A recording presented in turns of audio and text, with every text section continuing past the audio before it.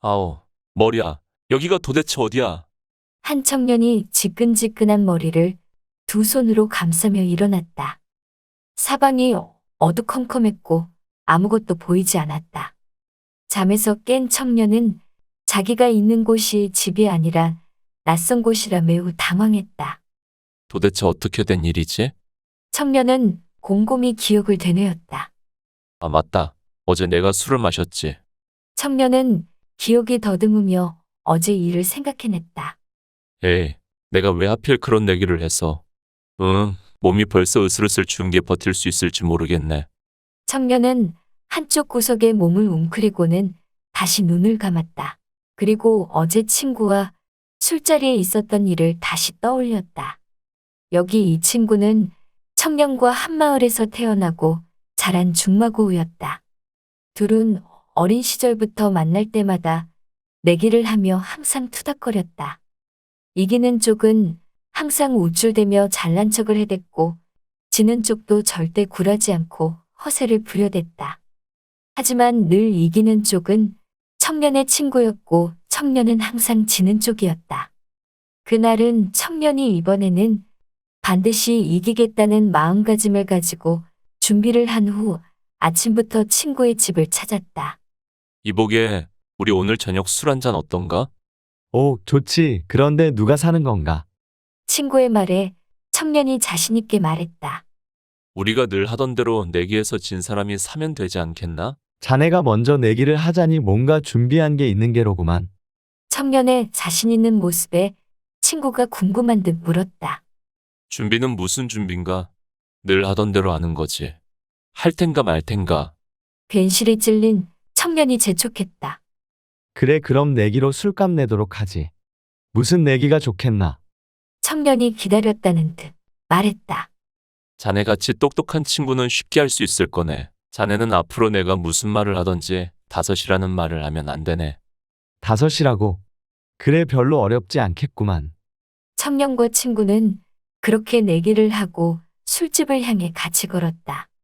이보게, 저번에 내가 자네한테 돈 몇 냥을 빌렸지? 길을 가는 도중 청년이 물었다. 8냥을 빌렸지.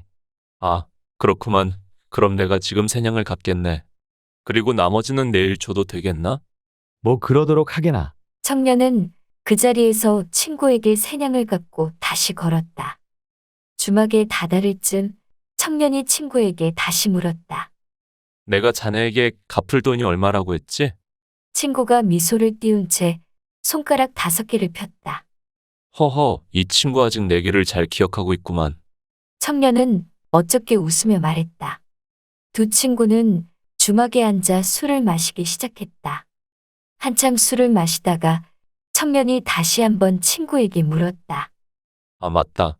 이번에 장가간 자네 넷째 동생 있지 않은가? 그 녀석을 어제 마주쳤는데 장가를 가서 그런가? 얼굴이 좋아졌더구만. 친구는 웃으며 말했다. 그 녀석은 넷째가 아니라 그 밑에 동생이지. 그것도 기억이 안 나나? 아, 그렇군. 5째였구만. 내 깜박했네. 청년의 유도신문에도 친구는 잘 대처했다. 그 뒤로도 몇 번을 더 청년이 5을 말하게끔 유도했지만 친구의 입은 떨어지지 않았다. 어느덧 술자리도 끝을 향해 달리고 있었다. 취기가 오른 친구가 말했다. 자, 이제 많이 먹었겠다. 일어나도록 하지. 술값은 자네가 계산해야겠지. 이 정도면 내가 내기에서 이긴 거 아닌가? 그렇군. 그래, 알았네.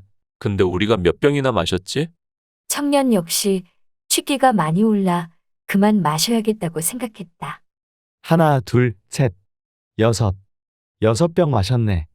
친구의 말에 청년이 갑자기 좋아하기 시작했다. 허허, 이번에 자네가 졌구만.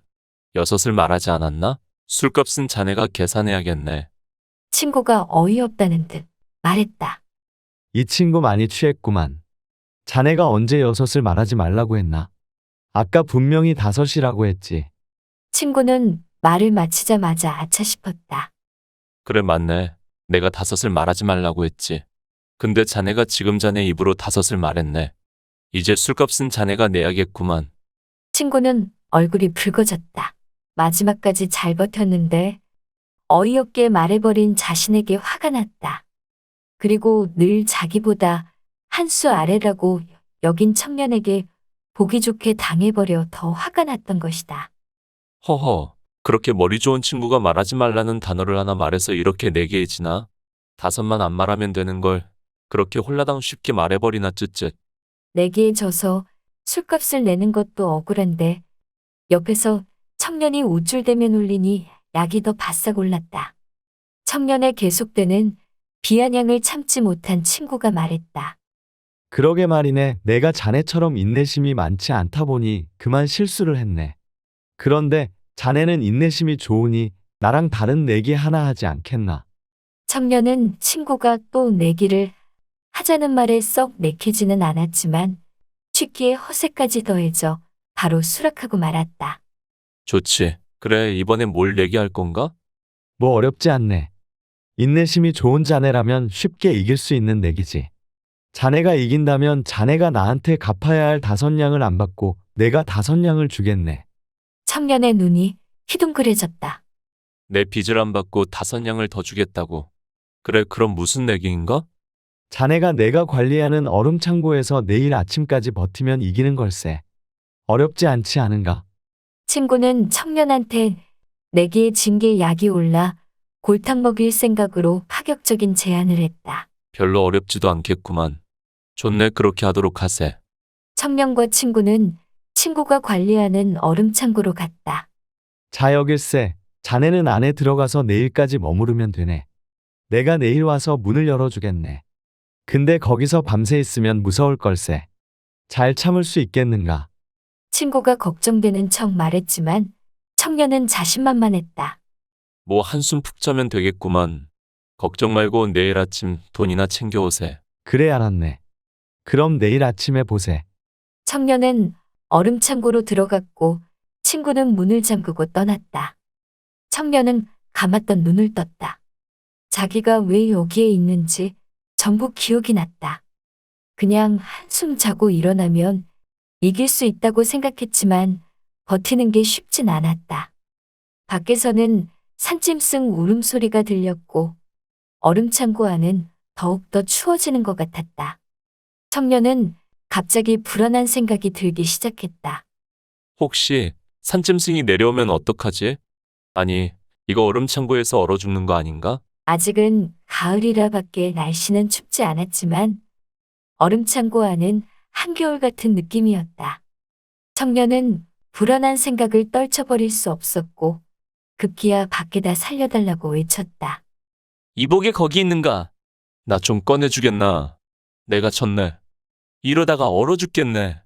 거기 아무도 없어. 한참을 외쳤지만 늦은 밤 마을과 떨어진 곳에 위치한 얼음창고 주변에 사람이 있을 리 만무했다. 공포감은 극에 달했고 소리를 지르던 청년은 모든 것을 포기했다. 이대로 얼어 죽겠구만. 내가 과연 아침까지 버틸 수 있을까? 한쪽 구석에 쪼그려 앉은 청년은 덜덜 떠며 눈을 감았다. 다음 날 친구는 청년을 꺼내려 얼음창고로 갔다. 밤새 거기서 고생 좀 했겠구만. 청년을 골탕 먹였다는 생각에 친구는 웃으며 문을 열었다. 밤새 무탈하게 잘 잤는가? 친구가 청년에게 안부를 물었지만 돌아오는 답이 없었다. 그리고 안으로 들어간 친구는 깜짝 놀랐다. 청년이 싸늘한 시체가 되어 바닥에서 뒹굴고 있던 것이었다. 아니 이게 무슨 일인가? 친구는 청년의 시체를 보고 오열을 하였다. 살짝 골탕을 먹인다는 것이 이렇게 죽음까지 이르게 될 줄을 상상도 못하였던 것이다. 그런데 더 놀라운 것은 사실 얼음창고에는 얼음이 있지 않았다. 사람이 얼어 죽을 정도로 낮은 온도가 아니었기에 친구도 단지 골려줄 생각에 내기를 했던 것인데 청년이 얼어 죽어버린 것이었다. 결국 청년을 죽음에 이르게 한 것은 얼음창고의 낮은 온도가 아니라 죽음 앞에서 벌벌 떨게 한 공포였던 것이다. 이번 이야기는 무릇 사람이란 어떻게 마음을 먹느냐에 따라 내가 절대로 못할 것 같은 일도 해낼 수 있지만 반대로 별거 아닌 일에도 쉽게 무너질 수 있다는 걸 보여준 청년의 이야기이다.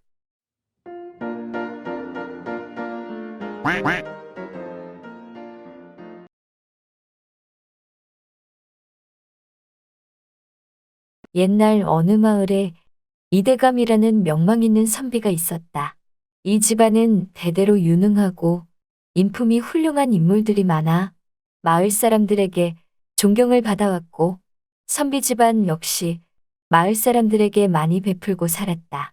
응애응응응. 어느 화창한 봄날, 이대감 집에서는 대를 이을 사내아이가 태어났고 마을 사람들의 축복과 가족들의 사랑 속에 아이는 무럭무럭 자라게 되었다. 하늘천 따지 거무련 누를왕. 선비 집안답게 아이는 어려서부터 그릴기를 시작했고 머리도 똑똑하여 남들보다 배우는 속도도 빨랐으며 능력도 뛰어났다.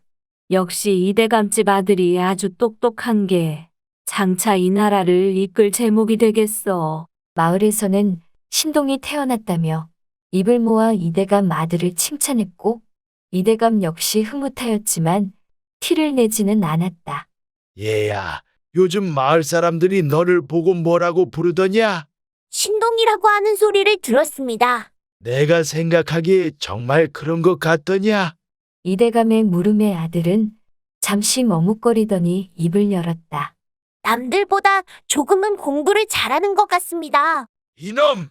이대감은 크게 호통을 쳤고 아들은 깜짝 놀랐다. 고작 동네 아이들 사이에서 그릴기를 조금 잘한다고? 남들보다 뛰어나다고 생각하느냐? 세상은 넓고 너보다 똑똑한 사람들은 얼마든지 있다. 남들 칭찬에 거만하지 말고 항상 겸손해하며 배움에 정진하거라. 인품이 훌륭하고 인자한 이대감이었지만 아들에게는 항상 엄격하였고 특히 신동 소리를 들은 아들이 거만해질까봐 칭찬을 하는 일은 일절 없었다. 네, 죄송합니다, 아버지. 그런 아버지가 야속하기도 하였지만 아들 역시 아버지의 말씀을 거역하는 일 없이 올바르게 자라고 있었다. 그렇게 몇 년의 세월이 흘러 이대감 집에서는 늦둥이 여자아이가 태어났고 늦둥이라 그런지 집안의 사랑을 독차지하였다. 특히 오라비인 아들은 나이차가 많이 나서인지 동생을 무척이나 아꼈고 어디를 가나 꼭 데리고 다녔다. 누이야, 오늘도 이 오라비랑 서당에 같이 갈래? 나는 오라버니 가는 곳은 어디든 같이 갈 테야. 누이도 오라비를 가장 잘 따랐고 남매의 우애는 남들과 다르게 아주 돈독했다. 하늘천 따지 거무련 누르항. 허허, 그놈 글도 읽을 줄 알고 참 영특하구나. 누이는 오라비를 따라다니며 오라비가 보는 책을 보고 소리를 흉내내더니 누가 가르쳐 주지도 않았는데 어느새 글을 읽기 시작했고 훈장님은 그런 누이가 범상치 않음을 알아차렸다. 저 아이 참 대단한 인물이 되겠구나. 그렇게 누이는 자라면서 하나를 배우면 열을 깨달았고 신동 소리를 들었던 오라비보다 더욱 뛰어났다. 마을 사람들도 이대감 집의 자녀들이 장차 큰 인물이 될 것이라며 부러워했지만 정작 이대감은 마냥 좋지만은 않았다. 오늘은 여기까지 하자꾸나. 네, 알겠습니다, 아버님. 딸을 가르치며 아들보다 훨씬 뛰어나다는 것을 안 이대감은 한숨을 쉬며 입을 열었다. 우리 연희가 사내 녀석으로 태어났으면 얼마나 좋았을꼬. 그럼 분명 나라의 재상이 되었을 텐데. 딸이 비상한 머리를 지녔지만 사회적 제도로 여성이 관직으로 나갈 수 없었기에 언제나 딸을 보며 안타까워했다. 그러기에 이대감은 딸에게는 크게 엄격하지도 않았고 배움도 강요하지 않았지만 딸은 혼자서 책을 보며 어느새 자기 오라비보다 학문적으로 더 앞서가게 되었다. 오라버니, 제가 이 책을 읽어보니 이번 과거 시험을 볼 때 도움이 될 것 같아요. 한번 읽어보세요. 그래, 우리 누이가 권하는 책이니 분명 도움이 될 거야. 이미 마을에서도 누이가 더 뛰어나다는 소문이 자자했고 마을 사람들도 수군거렸지만 오라비는 그런 말들은 신경 쓰지 않았고 여전히 누이를 아꼈으며 둘 사이는 돈독했다. 이 녀석아, 과거 시험 준비는 잘 돼가고 있느냐? 누이의 재능을 따라가지 못하는 아들을 보며 안타까우면서도 화가 나는 이대감은 더욱더 엄격하게 아들을 가르쳤다. 네, 열심히 준비했으니 최선을 다하겠습니다. 아들은 열심히 준비한 과거 시험을 위해 한양으로 떠났고 누이는 그런 오라비의 합격을 기원하며 매일 조상님께 기도드렸다. 며칠 후 집으로 돌아온 아들은 불합격 소식을 전하였고 이대감은 노발대발하며 소리쳤다. 시험 준비를 제대로 한 것이 맞느냐?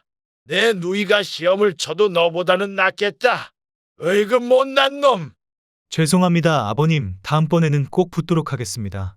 꾸지람을 듣고 의기소침해진 오라비를 보며 누이가 입을 열었다. 오라버니 너무 걱정 마요. 오라버니는 똑똑하니까 다음에는 꼭 붙을 거예요. 그래, 고맙구나. 다음에는 꼭 합격할게. 누이의 위로에 의기소침해졌던 오라비는 방긋 웃을 수 있었다. 그 뒤로 아들은 열심히 시험 준비를 하였지만 시험을 보는 족족 낙방을 하였고 크게 꾸짖던 이대감도 이제는 비꼬기만 할 뿐 더 이상 기대를 하지 않았다. 연희가 사내로 태어났어야 하는데 한탄스럽구나. 마을 사람들 역시 신동으로 알았던 이대감집 아들이 매번 낙방하자 수군거리기 시작했고 처음에는 신경 쓰지 않았던 아들도 슬슬 위축되고 자신감을 잃게 되었다. 오라버니, 시험이 인생의 전부는 아니니 너무 실망하지 말고 힘내요. 니까짓게 뭘 한다고 그런 소리를 하느냐? 앞으로 내일에 상관 말거라. 그렇게 아끼던 누이 동생이었지만 이제는 이 모든 실패의 원인이 누이 동생 탓인 것만 같았고 그 누구보다도 미운 존재가 되었다. 이보게 주모, 여기 술 좀 더 내오게나. 아들은 더 이상 바른 청년이 아니었고 매일 술에 찌든 방탕한 생활을 하기 시작했으며 그런 아들을 혼내던 이대감도 결국 아들을 내쫓고 말았다. 그렇게 집에서 쫓겨난 아들은 될 대로 되라며 나쁜 친구들과 어울리기 시작했고 수중에 있던 돈이 다 떨어지자 도둑질까지 하며 방탕한 생활을 이어가고 있었다. 오라버니, 이러시면 안 돼요. 제발 정신 차리고 저랑 같이 집으로 돌아가요. 여긴 또 왜 왔느냐? 난 돌아갈 생각 없으니 술값이나 내놓고 돌아가거라. 이대감도 포기한 아들이었지만 누이 동생은 매번 오라비를 찾아가 회유하고 다독였으며 무시를 당하여도 누이는 오라비를 포기하지 않았다. 오라버니, 돈이 다 떨어지면 굶어 죽을 텐데 어쩌려고 계속 이렇게 사는 거예요? 내가 도둑질을 얼마나 잘하는지 모르는구나. 그동안 한 번도 걸리지 않고 매일 끼니를 해결 왔는데 돈이 없는들 무슨 걱정이겠느냐? 또 훔치면 되는걸? 반쯤 취한 오라비는 자랑인 양 으스댔고 그런 오라비를 보면 누이는 뭔가 결심한 듯 입을 열었다. 좋아요, 오라버니. 그럼 저랑 내기 한 판 해요? 내기? 무슨 내기 말이더냐? 오라버니가 그렇게 도둑질을 잘한다니까. 저랑 누가 더 도둑질을 잘하는지 내기 한 판 해요. 거 무슨 말 같지도 않은 소리냐? 내가 무슨 도둑질을 한다는 거냐? 왜요? 제가 예전부터 오라비보다 머리도 뛰어났는데 이 정도쯤이야 오라비를 못 이기겠어요? 누이답지 않게 오라비를 비꼬며 도발했고 오라비는 울컥하여 소리쳤다. 그래 좋다. 한번 해보자. 내가 이기면 어찌할 터이냐? 오라버니가 이긴다면 내 더 이상 오라버니를 찾지 않을 것이며 제가 이긴다면 저와 함께 집으로 돌아가도록 해요. 누이는 자신만만했고 오라비 역시 본때를 보여주겠다며 으름장을 놓았다. 그렇게 둘은 떡을 팔고 있는 장사꾼 근처로 갔고 오라비가 먼저 입을 열었다. 잘 보거라. 저 주인은 눈치채지도 못할 것이다. 오라비는 떡 근처로 가더니 주인이 잠시 한눈 파는 사이 잽싸게 떡 3개를 주머니에 넣고 누이 곁으로 돌아왔다. 이렇게 들키지 않고 훔칠 수 있겠느냐? 오라비는 의기양양했고 누이는 의미심장한 미소를 띄우며 입을 열었다. 주인이 모르게 훔치는 게 뭐가 대단하겠습니까? 저는 주인이 보는 앞에서 훔쳐보도록 하겠습니다. 그러고는 떡장수 앞으로 가서 입을 열었다. 어르신, 제가 신통한 재주가 있는데 한번 보여드릴까요? 어린 여자아이가 와서 당돌하게 말하니 떡장수도 호기심이 생겼다. 그래, 무슨 재주가 있더냐? 여기 있는 떡을 사라졌다가 나타나게 해보겠습니다. 그러더니 누이는 그 자리에서 떡 3개를 집어먹고 입을 벌리며 떡이 없어졌다는 신용을 하였다. 아니, 그건 그냥 떡을 먹은 거 아니냐? 나를 속인 것이냐? 떡장수는 화를 냈고 누이는 오라비를 가리키며 입을 열었다. 저 사람의 주머니를 뒤지면 떡 3개가 나올 것입니다. 오라비는 당황해했고 영문을 몰랐던 떡장수는 오라비의 주머니에서 진짜 떡이 나오자 놀라워하며 물어보았다. 아니, 어린 처자가 어떻게 이런 재주를 가지고 있나? 그러자 누이는 뜻밖의 이야기를 꺼냈다. 사실 저분에게 미리 떡을 훔치게 시킨 다음에 떡이 없어졌다 나타난 것처럼 꾸민 것입니다. 죄송합니다. 제가 다 책임지겠습니다. 그러더니 오라비를 바라보면서 입을 열었다. 오라버니는 내기에 졌으니 얼른 집으로 돌아가세요. 누이의 깊은 마음 씀씀이에 오라비는 눈물을 흘리며 자신의 행동을 뉘우쳤고 그 후로 정신을 차리고 정진하여 장원급제하게 되었다.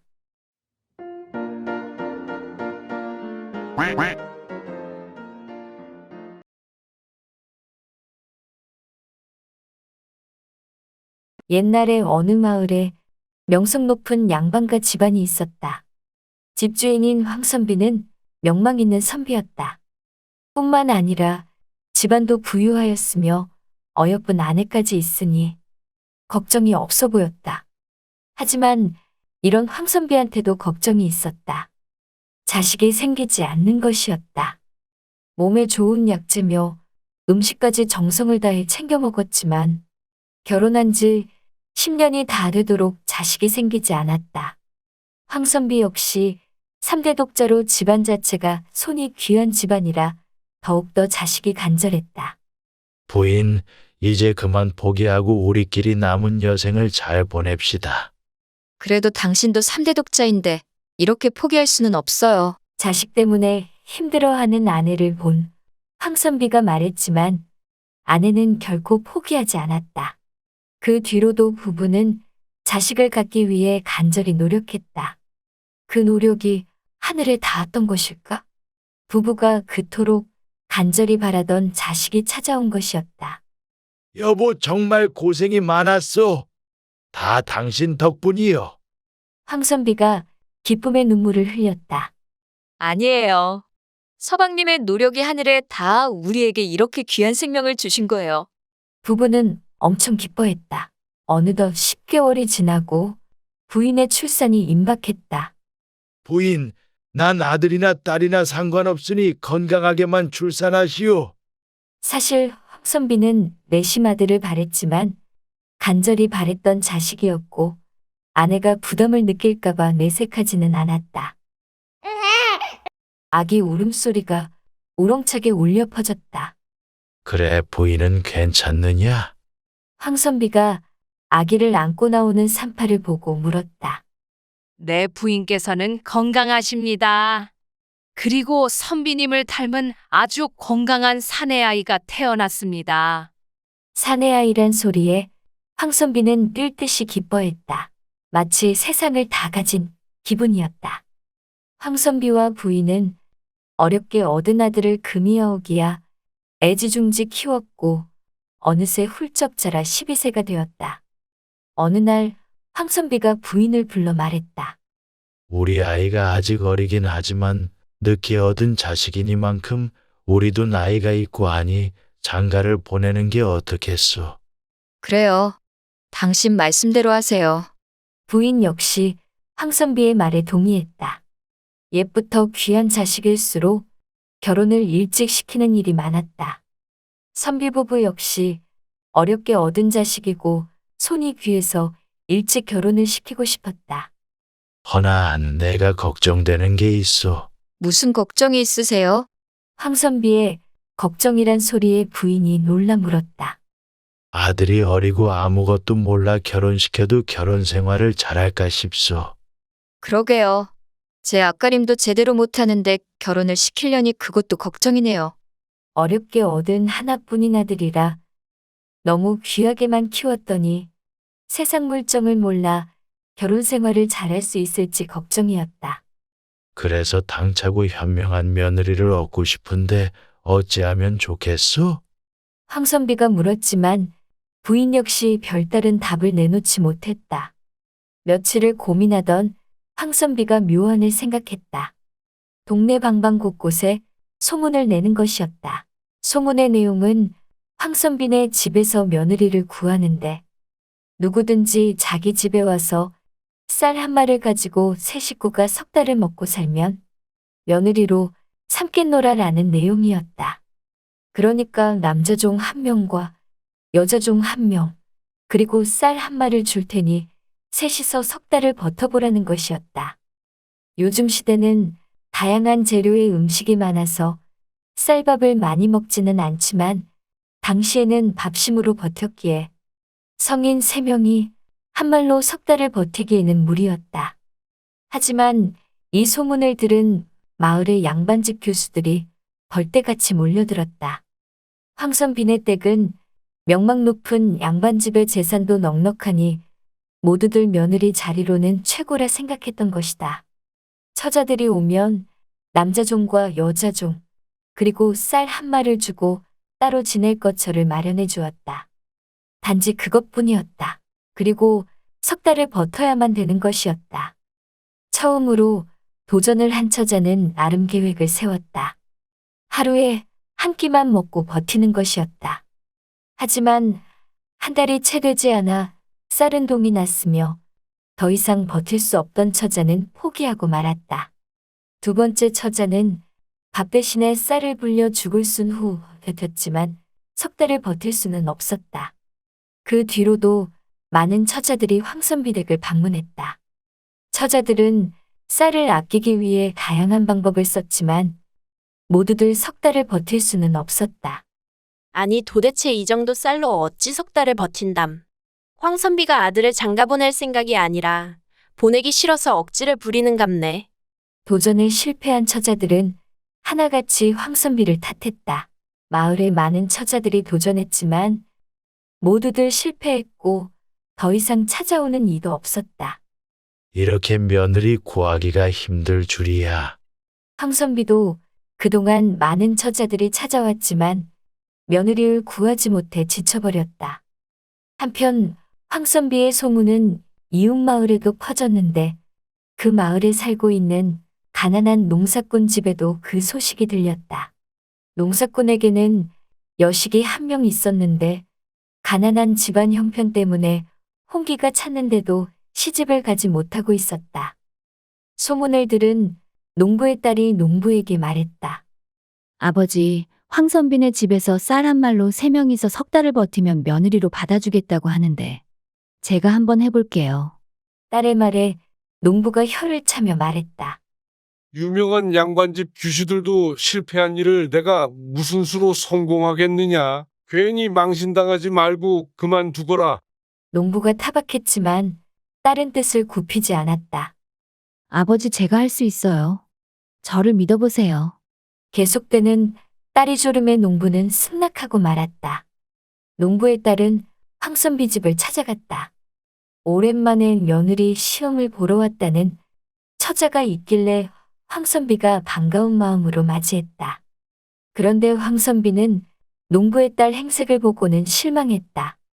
얼굴은 이쁘장하게 생겼으나 여기저기 기운 흔적에 누더기 옷에 꾀죄죄한 행색이 흡사 동냥하러 온 거지처럼 보였기 때문이다. 그래도 시험을 보러 왔는데 차마 내칠 수는 없어 마지못해 허락해 주었다. 다른 처자들과 마찬가지로 남종 1명과 여종 1명, 그리고 쌀 1마를 주고 따로 거처를 마련해 주었다. 석 달 동안 그 쌀 한 말로 버티면 내 며느리로 삼겠소. 다른 양반집 처자도 못한 일을 농부의 딸이 해낼 거라고는 전혀 생각지 않은 황선비가 약조를 했다. 알겠습니다. 제가 꼭 성공해서 선비님 집안의 며느리가 되겠습니다. 농부의 딸이 당차게 말했다. 첫인상은 마음에 들지 않았지만 농부의 딸의 당찬 모습은 마음에 든 선비였다. 마련된 거처에 도착하자 남자종이 물어보았다. 쌀을 불려서 죽을 쓸까요? 아니면 밥을 얼마나 적게 할까요? 농부의 딸이 말했다. 아니요. 우리가 배부르게 먹을 수 있을 만큼 밥을 지으세요. 종들이 놀라며 물었다.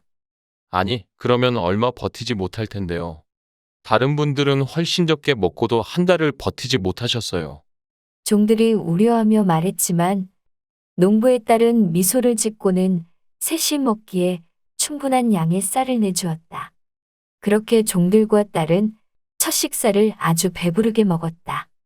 그 뒤로도 농부의 딸은 삼시세끼를 아주 든든하게 챙겨 먹었다. 종들이 걱정돼 조언을 해주었지만 농부의 딸은 아랑곳하지 않았다. 보름도 되지 않아 쌀이 바닥나기 시작했다. 마지막 쌀로 아주 배부르게 아침 식사를 하고 나서 농부의 딸이 말했다. 자, 이제 그동안 든든하게 먹었으니 이제 나가서 일을 하도록 해요. 저랑 아주머니는 들판에 가서 나무를 캐고 아저씨는 산에 가서 나무를 해오세요. 그리고 나물과 나무를 팔아서 쌀을 더 사면 되잖아요. 이게 바로 농부의 딸이 생각한 방법이었다. 아무리 아껴봤자 터무니없는 쌀량으로는 오래 버틸 수 없으니 든든하게 먹고 나가서 일을 해서 돈을 버는 것이었다. 딸의 말대로 나물과 나무를 캐서 팔고 그 돈으로 쌀을 사니 먹는 건 더 든든하게 먹고도 쌀은 더 많이 남게 되었다. 그리고 석 달째에는 처음에 들고 온 쌀 한 말보다 쌀이 몇 배 더 불어나 있었다. 약속한 석 달째 황선비가 어떻게 됐나 궁금해서 찾아가 보니 셋은 실컷 먹고도 쌀을 쌓아두고 있는 것이었다. 황선비가 농부의 딸을 보고 말했다. 유명한 양반집 규슈들도 못한 일을 내가 해냈구나. 이제부터 너는 우리 집 며느리이다. 이렇게 농부의 딸은 황선비 댁의 며느리가 되었다. 며느리가 된 후에도 농부의 딸은 쉬지 않고 일하고 남편을 잘 보필한 덕에 남편 역시 열심히 공부하여 과거 시험에 통과하게 되었다. 이번 이야기는 고정관념을 넘어서는 유연한 사고방식과 적극적인 태도가 우리의 삶에 얼마나 좋은 결과를 가져오는지 보여준 일화라고 할 수 있겠다.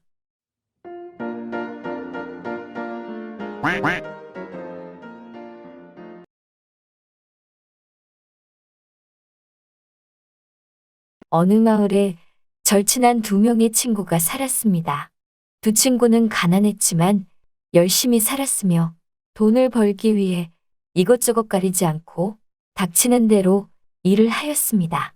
그렇게 둘은 수중에 돈이 조금씩 모이자 힘을 합쳐 같이 장사를 하기로 하였고 장사는 시작하자마자 잘 되었습니다. 이보게요, 우리가 이대로 열심히 한다면 조만간 부자가 될 걸세. 그러게, 장사도 이렇게 잘 되고 역시 자네와 함께하니 다 잘 되는구만. 운이 좋게도 해가 거듭될수록 둘의 장사 규모는 커져갔고 돈도 그만큼 많이 벌게 되었습니다. 두 친구는 더 많은 돈을 벌기 원했고 둘의 욕심이 커지는 만큼 불화의 씨앗이 생겨나기 시작하였습니다. 나 혼자 했으면 이 돈이 모두 내 것일 텐데. 황씨성을 가진 자는 친구를 보며 돈을 나눠 갖는 것이 아깝기 시작하였고 최씨성을 가진 또 다른 자 역시 불만이 늘어가기 시작하였습니다. 저 황가놈이 아주 내 덕에 호의호식하는구만. 그렇게 서로에 대한 불신과 미움이 커져갈 때쯤이었습니다. 이보게, 자네 일 좀 제대로 하게나. 왜 이렇게 실수를 많이 하는가? 황 씨의 실수에 최 씨가 불만을 이야기했고 그 말을 들은 황 씨 역시 퉁명스럽게 내뱉었습니다. 그동안 내 덕에 장사가 이렇게 잘 됐는데 자네는 하는 일이 없지 않는가? 그렇게 말 한마디로 시작한 싸움은 결국 둘의 사이를 갈라놓았고 절친한 친구에서 이제는 서로 못 잡아먹어 안달이 난 앙숙으로 변해버렸습니다. 황가름은 멍청하고 일도 못해서 나 아니었으면 저런 집에서 살지도 못했을걸. 최가놈이 이번에 아주 좋은 비단 옷을 샀다는데 내 덕인 줄도 모르고 잘난 척을 하고 다니는구만. 서로에 대한 비난과 비방이 끊이질 않았고 시기심과 질투 또한 극에 달했으며 서로 상대보다 더 부자이고 잘나기를 바랬습니다.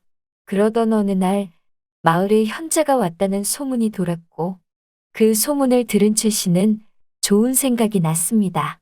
그래, 그 현자한테 가서 현명한 지혜를 배운다면 저 황가름을 아주 망신 줄 수 있을 거야. 그러고는 곧장 현자를 찾아가서 부탁을 하였습니다.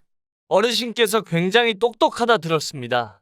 제가 현명한 지혜를 갖도록 가르침을 주십시오. 최 씨는 머리를 숙이며 부탁했고 현자는 손을 저으며 대답했습니다. 저는 똑똑한 사람이 아니올시다. 그러므로 가르침을 드릴 수가 없으니 돌아가도록 하시지요. 죄송합니다. 그러나 황가를 망신줘야겠다는 일념으로 최 씨는 간곡히 부탁을 하였습니다. 어르신, 제가 돈을 내서라도 꼭 가르침을 얻고 싶습니다. 제발 알려주십시오. 너무나 간곡한 최 씨의 부탁에 현자는 한 가지 제안을 하였습니다. 젊은이가 너무나도 절실한 것 같으니 내 가르침을 주겠소. 다만 돈을 내서라도 배우고 싶다고 했으니 나에게 돈을 내는 대신 어려운 마을 사람들을 위해서 쌀 100석을 나눠줄 수 있겠소? 네, 가르침을 얻는데 쌀백석이 문제겠습니까? 좋소. 그럼 내 가르쳐 주겠소. 최 씨는 속으로 쾌재를 부르며 좋아했습니다. 황가 이놈, 내가 망신을 줘서 마을에서 얼굴도 못 들게 만들어 줄 테다. 그렇게 가르침이 시작되었고 현자는 눈을 감고 한참 동안이나 아무 말 없이 가만히 앉아 있었습니다. 노인네가 잠이 들었나? 가르침을 준다더니 왜 아무 말 없이 가만히 있는 거야? 최 씨는 속으로 끙끙거리다가 못 참고 입을 열었습니다. 어르신, 가르침은 언제 시작하는 겁니까? 가르침은 이미 끝났소. 최 씨는 어리둥절하며 물어보았습니다. 아니, 아무 말씀도 안 하셨는데 무슨 가르침을 주셨다는 겁니까? 현자는 지그시 최 씨를 바라보며 입을 열었습니다. 입을 닫고 귀를 여는 것, 즉 말을 줄이고 귀담아 들으면 어려운 문제도 해결할 수 있을 것이오. 현자의 대답에 최 씨는 황당해하였습니다. 아니, 뭐? 그게 끝입니까? 다른 게 더 없습니까? 현자는 아무 대답 없이 방긋 미소만 지어 보였습니다. 알겠습니다. 그럼 저는 이만 가보겠습니다. 황급히 현자 집에서 나온 최 씨는 속으로 중얼거렸습니다. 저 따위 가르침을 배우고 쌀 100석을 나눠주라고? 어림도 없지. 에잇, 시간 낭비만 했네. 최 씨는 화를 내며 돌아섰고 당연히 쌀 100석을 나눠주는 일도 없었습니다. 한편 최 씨가 현자의 가르침을 받으러 갔다는 소식을 들은 왕 씨는 초조해하였습니다. 저 최가놈이 가르침을 받고 동네에서 나보다 더 존경받게 되는 거 아냐? 그런 시기심이 들자 황 씨 역시 현자에게 달려갔고 똑같이 가르침을 요구하였습니다. 현자는 최 씨 때와 마찬가지로 같은 제안을 하였고 황 씨 역시 흔쾌히 수락하며 가르침을 받았지만 최 씨와 똑같은 반응을 보였습니다. 뭐야? 겨우 이런 가르침에 쌀백석을 베풀라고?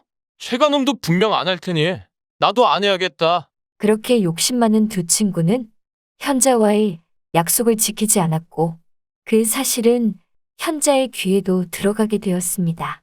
그리고 몇 달이 지나 그해 여름 마을에는 큰 홍수가 났고 황 씨 집안의 막내딸이 강가를 지나다가 안타깝게 강물에 휩쓸려 죽게 되는 일이 일어났습니다.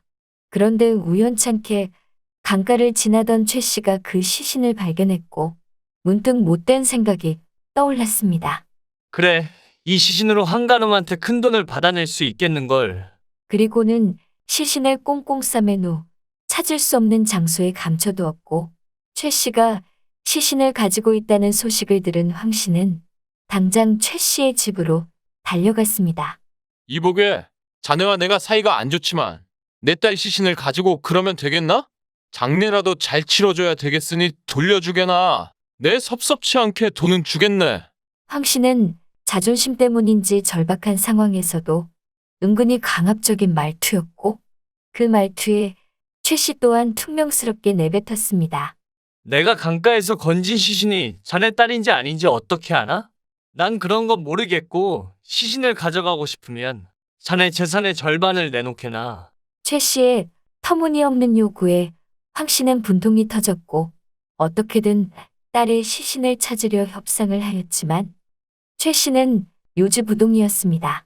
내 다시 한번 말하지만 저 시신이 자네 딸이란 증거도 없고 누군지 나는 관심도 없으나 시신을 가지고 싶으면 재산의 절반을 내놓으세. 그게 아니라면 당장 가게나. 최 씨의 집에서 쫓겨난 황 씨는 재산의 절반은 절대 줄 수 없었고 어떻게 해야 할지 몰라 고민을 하다가 문득 현자가 생각났습니다. 그래. 그 현자라면 좋은 해결 방법이 있을지 몰라. 그렇게 황 씨는 현자에게 달려갔고 자초지종을 늘어놓았습니다. 제발 시신을 찾게 도와주십시오, 어르신. 황 씨는 지푸라기라도 잡는 심정이었고 초조해하는 황 씨를 보며 현자는 입을 열었습니다. 그야 좋은 해결 방법이 있어. 다만 자네는 저번에 나와의 약속을 지키지 않았는데 내가 뭘 믿고 알려주겠소? 현자는 지난번 쌀 100석을 베풀겠다는 약속을 어긴 것에 대해 언급했고 황 씨는 다급해하며 대답했습니다. 이번에는 정말 쌀 100석을 베풀도록 하겠습니다. 한 번만 도와주십시오. 황 씨의 간곡한 부탁에 현자는 잠시 고민하더니 이내 입을 열었습니다. 좋소. 그럼 이번에는 쌀 500석을 먼저 마을 사람들에게 베풀고 오시오. 그럼 알려주겠소? 저번보다 5배나 많아진 양에 황 씨는 당황스러웠지만 가만히 생각해 보았습니다. 그래. 최관홈한테 재산 절반을 주고 시신을 찾는 것보다야 손해가 훨씬 덜하겠구나. 황 씨는 현자가 제안한 대로 당장 마을 사람들에게 쌀 500석을 베풀었고 이내 해결책을 물어보았습니다. 입을 닫고 귀를 여시오. 현자는 저번과 똑같은 대답을 하였고 황 씨는 황당해하며 물어보았습니다. 저번과 똑같은 말씀 아닙니까? 그게 무슨 뜻입니까? 현자는 태연하게 다시 대답했습니다. 생각해 보시오. 그 시신이 필요한 사람이 누구여? 아마 당신뿐이 없을 것이오. 그러니 따로 그 사람과 협상할 필요 없이 입을 닫고 귀만 열고 있으면 그쪽에서 결국 싼값에 시신을 내놓을 수밖에 없을 것이오. 황 씨가 듣고 보니 아주 명쾌한 해결책이었습니다. 어르신 정말 감사합니다. 이 은혜 잊지 않겠습니다. 그렇게 황 씨는 기쁜 마음으로 돌아서면서 중얼거렸습니다. 최가 이놈, 누가 이기나 해보자. 절대 내 놈 뜻대로 안 될 것이다. 한편 황 씨가 현자를 찾아갔다는 소식을 들은 최 씨는 겁이 났습니다. 아니, 황가놈이 무슨 좋은 해결책을 듣고 시신을 찾아가면 어쩌지? 안 되겠다. 나도 현자를 한번 찾아가 봐야겠다. 그렇게 최 씨 역시 현자를 찾았고 자초지종을 설명한 후 돈을 더 받아낼 수 있는 방법을 구하였습니다. 그러자 현자는 황 씨 때와 마찬가지로 최 씨에게도 쌀 500석을 베풀라고 제안했고 최 씨 역시 가만히 생각해 보았습니다. 그래, 황가놈의 재산 절반 이상을 받는 해결책이라면 쌀 500석 정도야 아깝지 않지. 그렇게 최 씨도 마을 사람들에게 쌀 500석을 베풀었고 돈을 더 받아낼 방법을 물어보았습니다. 입을 닫고 귀를 여시오. 역시나 현자는 똑같은 말을 하였고 당황해하는 최 씨를 보며 태연하게 다시 입을 열었습니다. 그가 돈을 주고 살 시신은 당신이 가지고 있는 시신밖에 없지 않겠소? 그러니 따로 그 사람과 협상할 필요 없이 입을 닫고 귀만 열고 버티면 버틸수록 당신은 더 많은 돈을 받을 수 있을 것이요. 최 씨 역시 기뻐하며 집으로 돌아갔고 욕심 많은 두 친구는 결국 마을에 쌀 500석씩만 베풀고 원하는 것을 아무것도 얻지 못했습니다.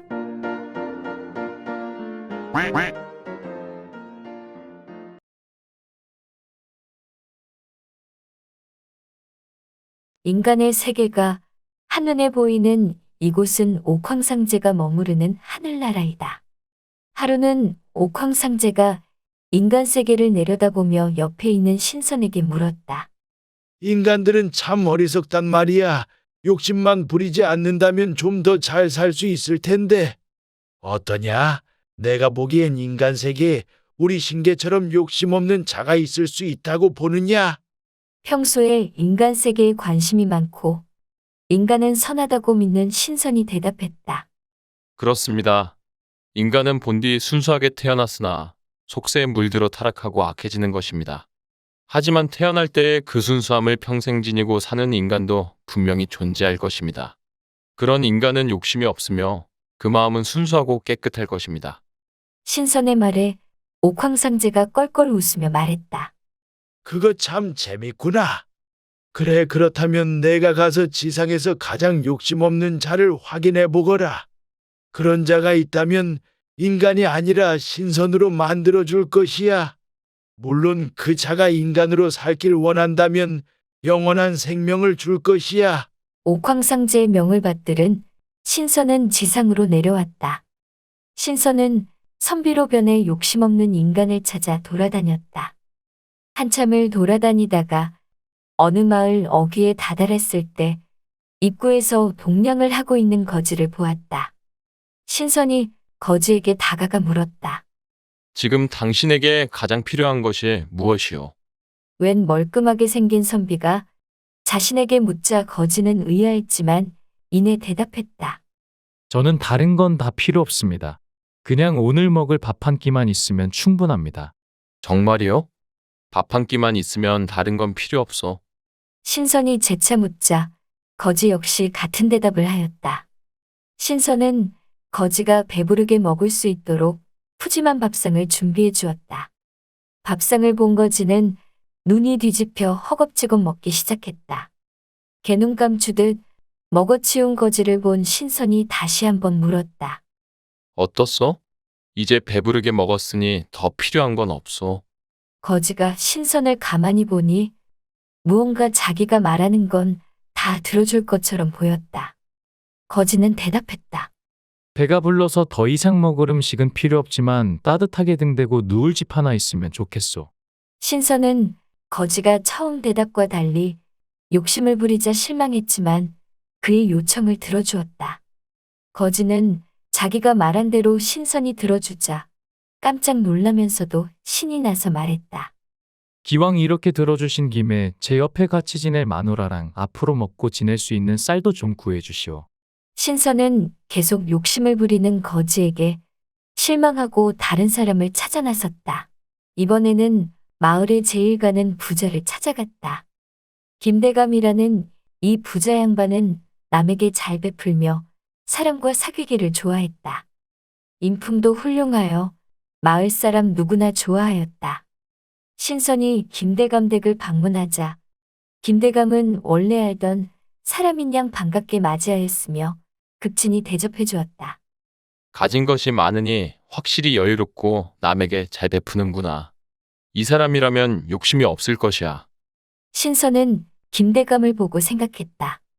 대감께서는 가진 재산도 많고 인품도 훌륭하니 더 바랄 게 없을 것 같소이다. 그래도 제가 너무 대접을 잘 받아 보답해드리고 싶은데 뭐 필요한 게 있으신지요? 신선이 칭찬을 하자 대감이 활짝 웃으며 대답했다. 아이고, 과찬이십니다. 선비님 같은 분도 계신데 제 인품이 훌륭하다니요. 그냥 제 배 굶지 않을 만큼 되니 남들 조금 도와주는 것뿐인데요. 뭘? 대감의 대답에 신선은 만족해했다.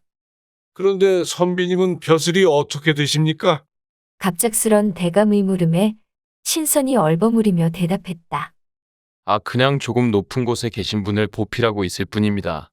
신선의 말을 들은 대감이 눈을 반짝거리며 물었다. 높은 곳에 계신 분을 보필할 정도라면 선비님께서는 정일품 정도는 되시나 봅니다. 선비님, 그렇다면 초면에 죄송스러우나 혹시 제가 조그만한 벼슬이라도 하나 얻을 수 있을까요? 돈이 필요한 일이라면 기꺼이 드리도록 하겠습니다. 제가 비록 재산은 많으나 관직이 없어서 늘 마음 한켠이 적적했습니다. 그러면서 종을 시켜 수만 양을 신선에게 내놓았다. 욕심 없는 사람을 찾았다고 생각한 신선은 이내 곧 실망하였다. 신선은 다시 욕심 없는 인간을 찾으러 떠났다. 이번에는 강가에 앉아있는 노파를 보았다. 나이는 들었으나 얼굴이 온화해 보이는 사람이었다. 신선은 노파에게 다가가 물었다. 어르신께서는 여기에 앉아서 무엇 하고 계신지요? 노파가 인자한 웃음과 함께 대답했다. 흘러가는 강물을 보며 옛 추억에 잠겨 있답니다. 무슨 좋은 추억이라도 있길래 그러신지요? 좋은 추억, 나쁜 추억 다 있지요. 이 나이가 돼보니 좋은 것만 보고 듣고 행해도 모자란 일생인데 왜 그리 나쁜 행동도 많이 했는지 후회가 되는구려.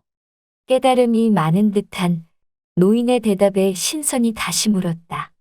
그렇다면 어르신께서는 이제는 바라는 것도 없으시겠어요? 이제 곧 하늘나라로 갈 나이인데 내가 뭘 더 바라겠소. 그저 일평생 욕심만 부린 게 후회된다오. 신선이 빙긋 웃으며 말했다. 당신은 한때 욕심이 많았을지 모르겠지만 이제는 모든 욕심을 내려놓으셨군요. 내가 찾고 있던 사람입니다. 본디 나는 신선으로 욕심 없는 사람을 찾고 있었습니다. 이제 그런 사람을 발견하였으니 내 상으로 금 한 덩이를 주겠소. 그러면서 바위덩이를 금덩이로 바꿨다. 그 모습을 바라보던 노파는 깜짝 놀랐다. 그리고 머리를 조아리며 말했다. 신선님, 제가 살면 얼마나 살겠습니까? 저는 그런 금덩이가 필요 없습니다. 괜찮소. 이건 내가 주는 선물이니 받으시오. 끝까지 욕심을 부리지 않는 노파의 모습에 신선은 흐뭇해했다. 그런데 사양을 거듭하던 노파가 물었다. 그러시다면 금덩이 대신에 제게 젊음과 아름다움을 주실 수는 없으실런지요? 이번에 진짜 욕심 없는 인간을 찾았다고 생각한 신선은 허탈하게 발길을 돌리고 말았다. 옥황상제에게 당당하게 말한 자신이 부끄러워졌다. 신선은 마지막으로 아직 순수한 마음이 많이 남아있을 어린아이를 찾았다. 어른들에 비해 욕심이나 탐욕이 적게 물들었을 거라고 생각했기 때문이다. 앞서 찾은 세 명과 달리 이번에는 마지막이라는 생각으로 신중을 기해 찾았다. 여러 마을을 돌아다니다 나이는 어리지만 반듯하고 순수하게 생긴 소녀를 발견하였다. 신선은 이미 3명의 인간에게 많이 실망한 상태라 이번에는 직접적으로 소녀를 시험해 보기로 마음먹었다. 신선은 소녀에게 다가가 물었다. 얘야, 내가 저기 보이는 큰 바위 덩이를 금덩이로 만들어줄 터이니 그걸 갖겠느냐? 신선 물음에 소녀가 되물었다. 어찌 바위를 금덩이로 바꿀 수 있습니까? 신선이 도수를 부려 바위를 금덩이로 바꾸며 다시 물었다. 어떠냐? 이젠 믿겠느냐? 너는 이 금덩이를 갖겠느냐? 소녀는 놀란 눈으로 신선을 쳐다보았다. 하지만 곧 고개를 저으며 말했다. 저 바위덩이만한 금덩이가 무슨 필요가 있겠습니까? 괜히 다른 사람들이 저 금덩이를 갖고자 저를 해치지 않겠습니까? 소녀의 대답에 신선이 놀라워하며 거듭 물었다. 그렇다면 혹시 맛있는 음식이나 내 나이 때 얻기 어려운 벼슬을 주면 받겠느냐? 허기질 때 먹는 음식이 그 어떤 음식보다 맛있으며 내 노력으로 얻지 못한 자리는 남들의 시기와 질투로 오래가지 못할 터이니 그 또한 무슨 필요가 있겠습니까? 소녀의 대답에 신선이 탐복하며 말했다. 이제야말로 진정 욕심이 없는 사람을 찾았도다. 어리고 아직 때묻지 않은데 순수한 마음이 갸륵하여 내가 내 소원 한 가지를 들어주마. 무엇이든 들어줄 테니 한 가지만 말해보거라. 신선이 기쁨에 찬 목소리로 말하자 소녀가 참진스럽게 대답했다. 저는 다른 건 필요 없습니다. 단지 바위를 금덩이로 만들거나 어려운 벼슬도 오를 수 있게 만드는 신선님의 그 능력을 제게 주십시오. 으악! 신선은 자기도 모르게 괴성을 내질렀다. 정령 욕심 없는 인간이란 찾을 수 없단 말인가? 하늘에서 그 모습을 지켜보던 옥황상제가 껄껄 웃으며 말했다. 인간의 욕심은 끝이 없구나.